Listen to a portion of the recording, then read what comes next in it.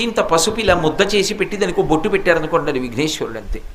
ఎందుకంటే పార్వతీదేవి ఒంటికి పసుపు నలుగు పెట్టుకు తీసిన ప్రాణప్రతిష్ఠ చేసింది కాబట్టి ఇప్పటికే పసుపు ముద్ద అక్కడ పెట్టి ఆవాహయామి అంటే వచ్చేస్తాడు.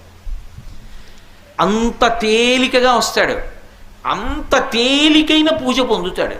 ఆయనకి చాలా తేలికగా పూజ చేయడానికి అవకాశం ఉన్నంతగా ఎక్కడా ఎవరి విషయంలో ఉండదు. ఆయన గరికతో పూజ ఇష్టపడతాడు. గరిక దొరకంది ఎక్కడ నాకు చెప్పండి? గరిక దొరుకుతుంది. గరిక అంటే చాలామంది ఇలా నిలువుగా పెరిగినది అనుకుంటారు. నిలువుగా పెరిగితే దర్భ, నిలువుగా పెరిగినది కాదు.